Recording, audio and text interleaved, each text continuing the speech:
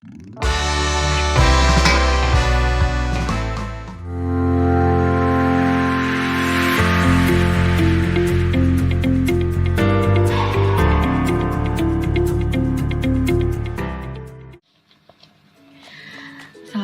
warahmatullahi wabarakatuh.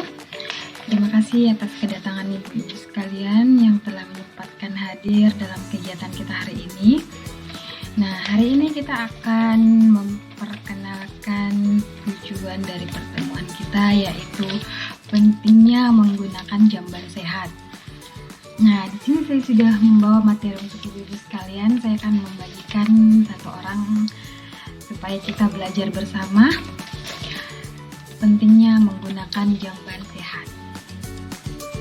Nah, ibu-ibu sekalian, di halaman ketiga di sini ada diterangkan bahwasanya manfaat jamban sehat itu yang pertama yaitu lingkungan bersih, kemudian bau berkurang, kesehatan meningkat, tidak perlu ke ladang lagi di malam hari atau ke sungai.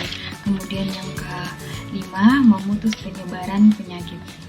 Fungsi jamban dari aspek kesehatan lingkungan antara lain dapat mencegah berkembangnya berbagai penyakit yang disebabkan oleh kotoran manusia. Membuang kotoran di sembarang tempat dapat berdampak serius dan menyebabkan pencemaran tanah, air, dan udara karena menimbulkan bau. Pembuangan tinja yang tidak dikelola dengan baik berdampak terutama pada kesehatan dan dapat mencemari sumber air minum kita. Nah, akibatnya saat anggota keluarga minum air itu bisa terserang berbagai gangguan pencernaan seperti diare, disentri, dan kolera.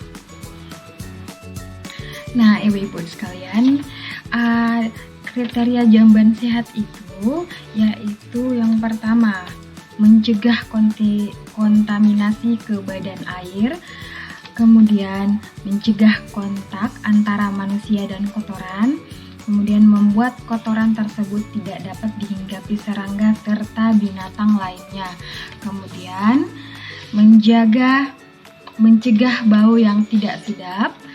Kloset duduknya dibuat dengan baik dan aman bagi pengguna. Nah, menurut Suemardi, untuk mencegah penularan dan penyebaran penyakit saluran cerna, kotoran manusia harus dibuang menurut aturan-aturan tertentu.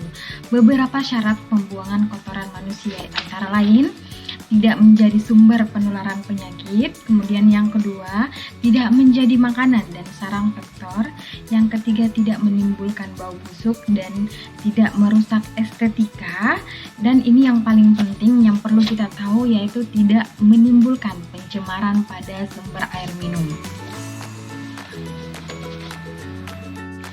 Nah, ibu-ibu sekalian, itu tadi yang kita bahas yaitu kriteria jamban. Nah, sekarang kita masuk ke sesi yang paling penting, cara memelihara jamban sehat. Nah, cara memelihara jamban sehat itu yang pertama, lantai jamban hendaknya selalu bersih dan tidak ada genangan air. Kemudian yang kedua, bersihkan jamban secara teratur sehingga ruang jamban dalam keadaan bersih.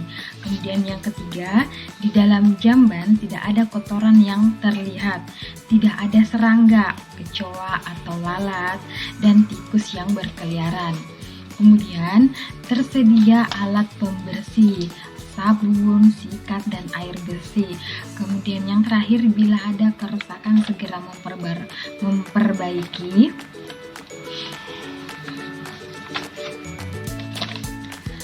Nah, peran keluarga agar memiliki dan menggunakan jamban sehat.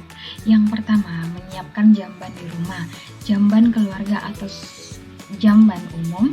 Kemudian yang kedua, harus berpartisipasi untuk membuat jamban melalui arisan jamban bergulir atau yang mampu membuat jamban sendiri, dan jamban umum.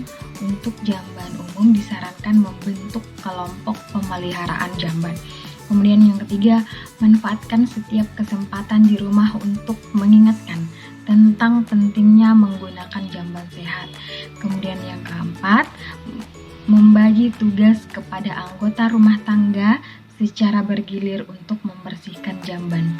Setiap keluarga yang mempunyai bayi dan balita harus membuang kotoran anaknya ke dalam jamban.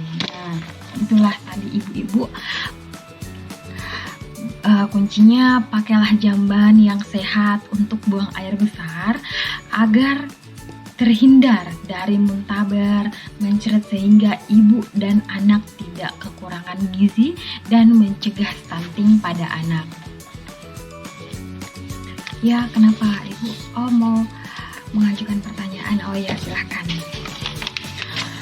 Oh, hubungan penggunaan jamban sehat dengan stunting itu, praktik higiene yang buruk dapat menyebabkan balita terserang penyakit diare yang dapat menyebabkan anak kehilangan zat-zat gizi yang penting bagi pertumbuhan. Diare merupakan salah satu faktor resiko yang dominan terhadap kejadian stunting. Hambatan pertumbuhan yang disebabkan oleh diare berhubungan dengan gangguan penyerapan zat gizi setelah episode diare. Peningkatan lama terjadinya diare berhubungan dengan penurunan indeks TBU dan BB. Penelitian Destianti 2017 di wilayah Puskesmas Simolawang, Surabaya disebutkan bahwa risiko kejadian stunting meningkat 2,69 kali pada balita usia 24-59 bulan mengalami diare 2 kali dalam 3 bulan terakhir dibandingkan yang tidak. Nah, seringnya terserang penyakit tersebut bisa mempengaruhi pertumbuhan anak, terutama balita dan janin di kandungan ibu hamil. Bahkan bisa menghambat pertumbuhan mereka. Pada akhirnya, anak bisa mengalami kondisi stunting. Pertumbuhan anak menjadi tidak sempurna dan tidak tinggi seperti layaknya anak seusianya. Pertumbuhan otak anak juga akan ikut terganggu. Nah, sesi selanjutnya ibu-ibu, saya akan memperlihatkan gambar. Di sini ada gambar jamban yang tidak sehat. Bisa diperhatikan dengan seksama. Mengapa dikatakan tidak sehat? Nah, gambar yang kedua. Di sini ada gambar jamban yang sehat. Nah, di sini mengapa jamban ini dikatakan sehat? Karena jamban jarak lubang septic tank itu berjarak minimal 10-15 km dari sumur atau sumber air minum. Kemudian, kotoran atau tinja tidak dapat disentuh oleh serangga maupun tikus. Kemudian, yang ketiga, lantai kedap air dan lantai miring ke arah lubang pembuangan sehingga tidak ada air kotoran yang menggenang. Dilengkapi dengan dinding dan atap serta cukup penerangan. Kemudian tersedia ventilasi udara, tersedia air bersih, sabun dan alat pembersih. Kemudian bersihkan lantai jamban secara teratur. Nah, ibu-ibu, itulah tadi sekilas pemaparan dari pencegahan dan penanganan stunting. Nah, kata kuncinya di sini, jika tidak memiliki jamban yang sehat sendiri, Bapak Ibu dapat menggunakan jamban umum bersama yang sehat yang telah disediakan oleh pemerintah. Tetapi jamban umum harus dijaga bersama dengan kerja bakti, gotong royong, harus tetap peduli dengan kebersihan. Kemudian yang kedua, ibu juga bisa mengajukan bantuan jamban dari pemerintah pusat yang disalurkan melalui puskesmas dan desa melalui forum musyawarah desa atau melalui pendamping.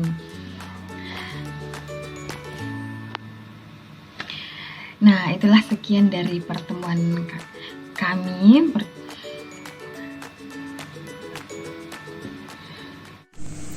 Nah, itulah tadi yang dapat saya sampaikan. Semoga video ini dapat bermanfaat bagi kita semua. Akhir kata, wabillahi taufiq wal hidayah. Wassalamualaikum warahmatullahi wabarakatuh. Salam PKH. Salam sehat selalu. Cerdas yes, stunting no.